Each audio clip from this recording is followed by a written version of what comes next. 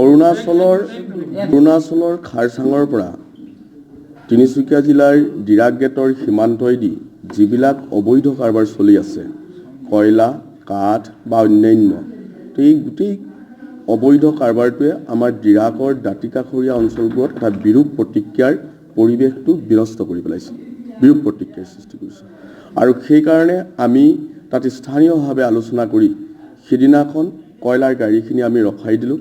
চৰকাৰক আমি আহ্বান জনালোঁ, প্ৰশাসনক আমি আহ্বান জনালোঁ। তেখেতসকলে গৈ ক'লে চব লিগেল। পিছদিনাও আমি উপায়িত কৰোঁ, ইলিগেল কিন্তু এখনো নাই বুলি এতিয়ালৈকে কৈ আছে। কিন্তু 28 তাৰিখ আছিল। এতিয়ালৈকে আমি যিটো জানো সেইটো সম্পূৰ্ণৰূপে অবৈধ কাৰবাৰ। আৰু এই অবৈধ কাৰবাৰটো তৎকালে বন্ধ কৰিবৰ কাৰণে আমি চৰকাৰৰ ওচৰত দাবী জনাইছোঁ। আমি 147 পাইছিলোঁ, হয়তো বেছিও হ'ব, পিছতো আছিলে। আমি চৰকাৰক আমি আহ্বান জনাইছোঁ এই অবৈধ কাৰবাৰ বন্ধ কৰিবৰ কাৰণে। তিনিচুকীয়াৰ জিলা প্ৰশাসনক আমি আহ্বান জনাইছোঁ। উপায়ুক্তৰ ভূমিকাত আমি দুখ পাইছোঁ। পিছদিনাখন তেখেতে টাস্ক ফ'ৰ্চেদি পৰীক্ষা কৰিম বুলি কৈ পৰীক্ষা নকৰাকৈ এই গাড়ীসমূহ পঠাই দিলে। আমি গতিকে উপায়ুক্ত মহোদয়ৰ ভূমিকাক আমি দুখ পাইছোঁ। আৰু সৰ্বানন্দ সোণোৱাললৈ আমাৰ আহ্বান থাকিল যে তেখেতে যিখন দুৰ্নীতিমুক্ত চৰকাৰ বুলি অনবৰত কৈ থাকে, এই বাক্যশাৰী পৰিত্যাগ কৰিব লাগে। যদিহে এই ধৰণৰ কাৰবাৰ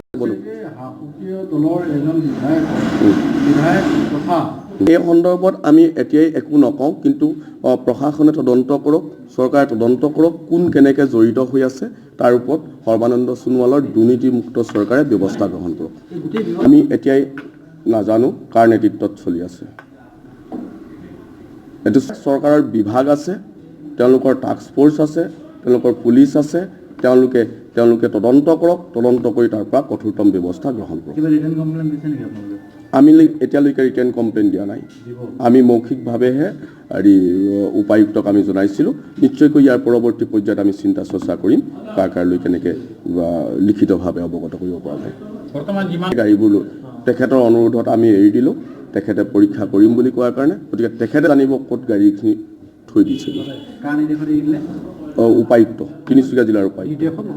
আমি যেতিয়া আহ্বানত জিলা উপায়ুক্তৰ ওচৰলৈ আহিলোঁ আলোচনাৰ কাৰণে, যিখিনি গাড়ী লাইন আছিলে সেই গাড়ীখিনি ক'লৈ গ'ল আমি নাজানো।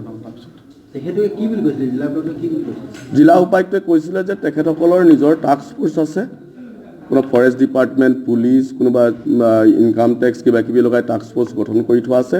মাৰ্ঘেৰিটাৰ ফালৰ পৰা কয়লা বন্ধ আছে। অৰুণাচলৰ পৰা যদি ভেলিড পেপাৰ দিয়ে তেতিয়া আমি একো কৰিব নোৱাৰোঁ। যিবিলাক পেপাৰ নাথাকিব সেইবিলাক আমি চিজ কৰিম।